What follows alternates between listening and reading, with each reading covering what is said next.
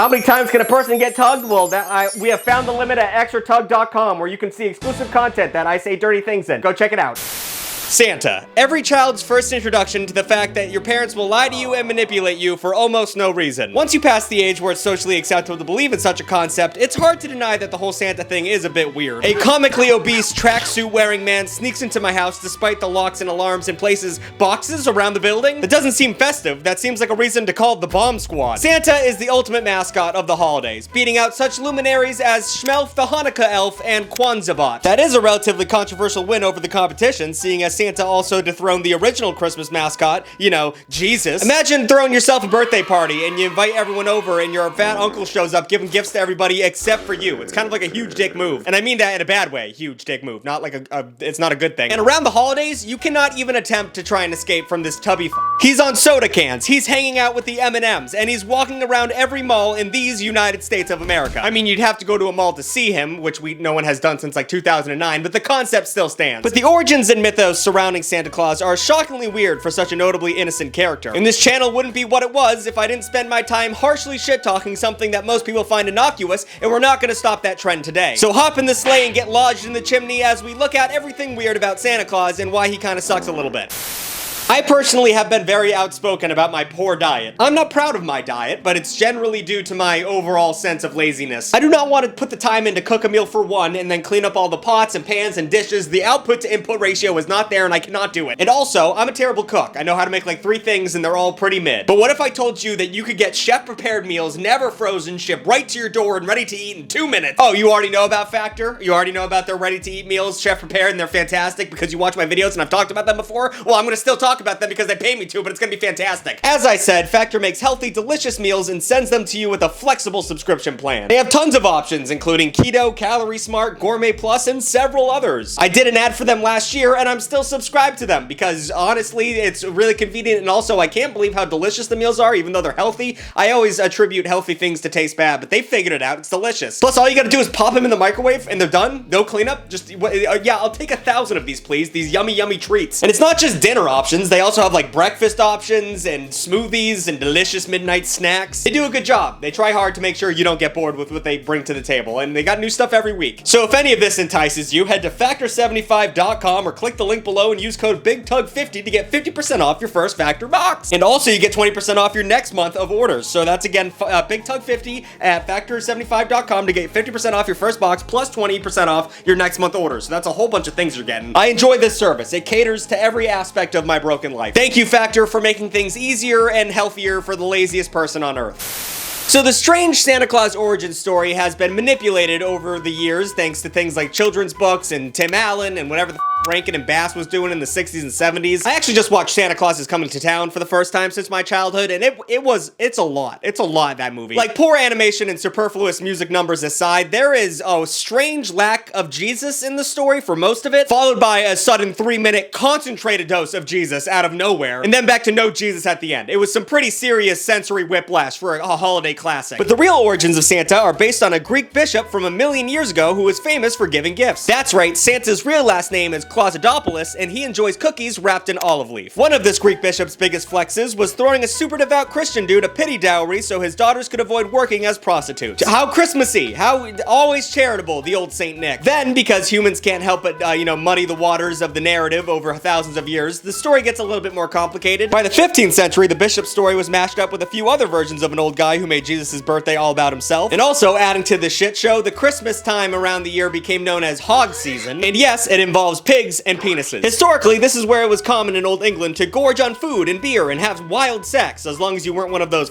lame-ass Puritans. Go buckle your hat, you pussy. During this time, the area came up with great traditions like wassailing, which essentially was going to door begging for food and drinks, something that the Nordic people still do, even though it's an old, outdated tradition, but, free food and drinks, whatever, you get what you want. There was also England's Father Christmas, a big fat party animal who brought the Christmas cheer, as well as the Dutch Sinterklaas, more directly based on St. Nicholas. And quick aside, Chris, could we throw up the spelling of Sinterklaas on the screen?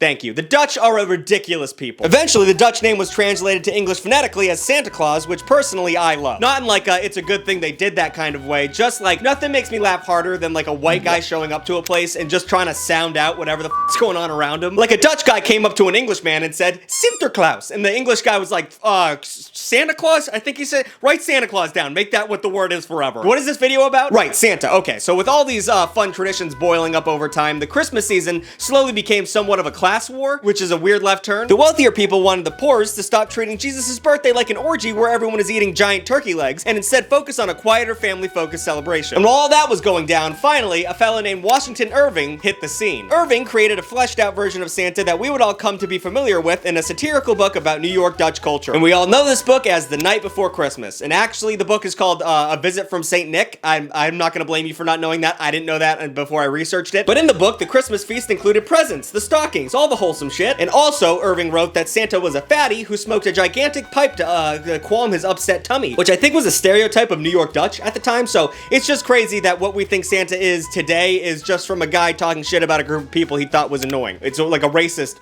Santa's racist, everybody. Woke moment. A Visit from St. Nick, or The Night Before Christmas, or whatever, was published in 1823, and it had a lot of notes you know about. It described all the reindeer for no reason other than filling pages, I'd assume, and he also felt the need to describe St. Nick as chubby and plump, and he also said his belly was shaking like a bowl full of jelly when he laughed, and that one descriptor has f***ed me up since I heard it. And also, there's the issue of Santa having a whole team of unpaid labor in the elves. We don't talk about this enough as a nation. Like, he just has elves? Does he own them?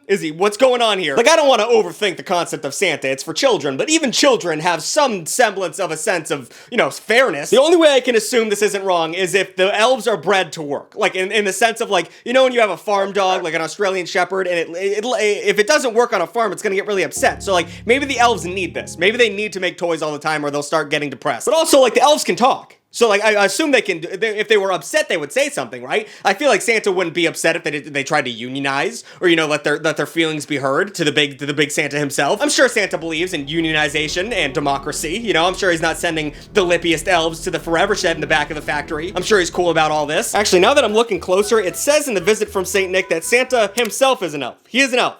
So, is this his family? What the f*** is going on? Santa's an elf? This is upsetting me deeply. Oh, also, in this poem, the Night Before Christmas, if you're wondering where Rudolph is, he's not in that book. He's not in that story. Rudolph comes way later in terms of pop culture. Rudolph the Red-Nosed Reindeer first appeared in 1939 when Montgomery Ward Department Stores asked for one of its copywriters, 34-year-old Robert L. May, to create a Christmas story the store could give away to shoppers as a promotional gimmick. I did that all in one take. Let's go. But also, I do want to note that World War II started in 1939, like 2 months before Robert L. May wrote about Rudolph. And Rudolph and Adolf are pretty similar. And there might not be no literary connection between those two things, but I just had to mention that. The lore of Mrs. Claus is also an all-over-the-place shit show. Historically, she's the supportive wife in this notably childless marriage, and I guess you don't need kids to work on the farm when you've enslaved your entire family into eternal labor camps. Wait, is she also an elf? Has that been confirmed? The wife of Santa Claus is first mentioned in the short story A Christmas Legend by James Reese in 1849, a Philadelphia-based Christian missionary. The Naughty and Nice list is another outgrowth of the surveillance state that Santa owns and maintains. Something weird going on with this childless adult being the ultimate authority of moral judgment over the youth of this world. But this one's pretty self-explanatory. It's just like a lie people were telling kids so that you can tell them to sit down and shut the f*** up for just 2 seconds. Oh my god, Santa's not gonna give you anything. But the first mention of it doesn't come up in books and songs and stuff until 1939 when they wrote that Santa Claus is Coming to Town song. So until then, it was just a bunch of adults collectively but individually lying to their children. Kind of like how all those ancient cultures built pyramids without consulting with each other. Like, it was just the most efficient thing to do at the time. And also, let's talk about coal. Everyone said if I was bad, I would get coal in my stocking. Where the f*** did that come from? Are the elves getting the coal? Oh my god, is Santa putting the elves in the mines? Well, historically, I guess it has something to do with the old tradition of Sinterklaas coming down the chimney, which was a coal-based thing at the time. And then his companion, Black Pete, would put coal in children's shoes. Who's Black Pete? Oh my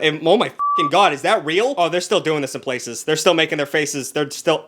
Okay. I think we have to talk about the fucked up parts of Santa right now. So Santa is connected to some pretty unsavory characters in a bunch of different mythologies across this world. Now, these characters are from a different time, so I'm not gonna judge harshly people from an era where they didn't know about toilet paper. But that being said, people who still rock with these characters are weird and should fucking not do that anymore. Not all of these characters are bad. I mean, there's Krampus. I love Krampus. Krampus is cool as hell. You might know him for that horrible horror movie they made a while ago, or if you're cool, that episode of American Dad where they got Charles Bradley to sing in his character. Despite an an effort to ban him from the Catholic Church, Krampus has been a popular character in Christmas history. He's a half goat, half demon that, according to European legend, punished misbehaving children by beating them with sticks during the Christmas season. Now, why would a powerful demon use sticks to beat children instead of, you know, his horns or black magic? I don't know, I'm not Krampus. Some have argued, however, that depictions of Krampus have been anti-Semitic at times, which you can kind of get that from this image. But if you think that's a stretch, then you should look at Zwart Piet, or how I have referred to him earlier as Black Pete. That's, holy shit. He was an assistant to Santa who helped give out gifts, and I don't know how much I can show of Black Pete, if I'm being honest. Chris, I'm gonna leave it up to you to toe this line as best you can, because it's pretty fucking racist. His original illustration depicted him as a black Moor, which led to nearly a century of white people doing blackface in public. Holy shit. To this day, motherfuckers